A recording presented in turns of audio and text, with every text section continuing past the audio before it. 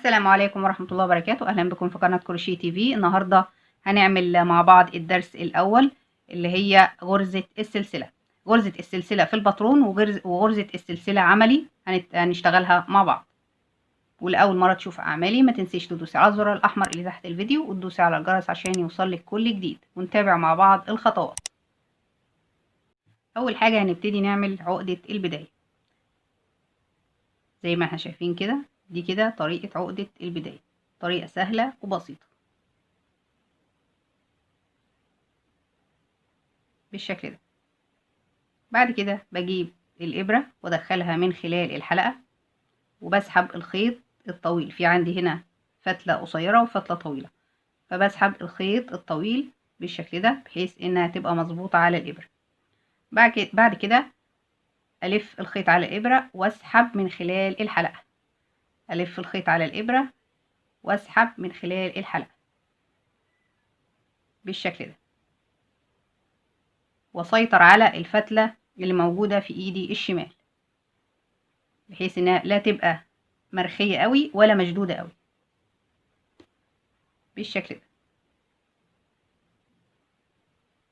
زي ما احنا شايفين كده طريقة سهلة وبسيطة، وبتتكون معايا السلاسل زي ما احنا شايفين كده. بسحب الخيط واخرج من الحلقة. دي كده طريقة السلاسل.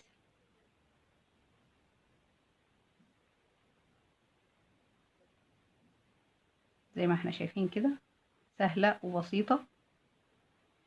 بتكون عندي السلاسل وكلها سمك واحد وحجم واحد، مفيش حلقة تخينة وحلقة رفيعة. ده كده شكل السلاسل. اما شكل السلاسل في الباترون بيبقى شكلها زي ما احنا شايفين كده. ده شكل السلاسل في الباترون. في حاجة كمان عندنا مسكتين للإبرة. في مسكة السكينة اللي هي بالطريقة دي، ان انا بمسك الإبرة بالطريقة دي زي ما احنا شايفين. دي مسكة السكينة.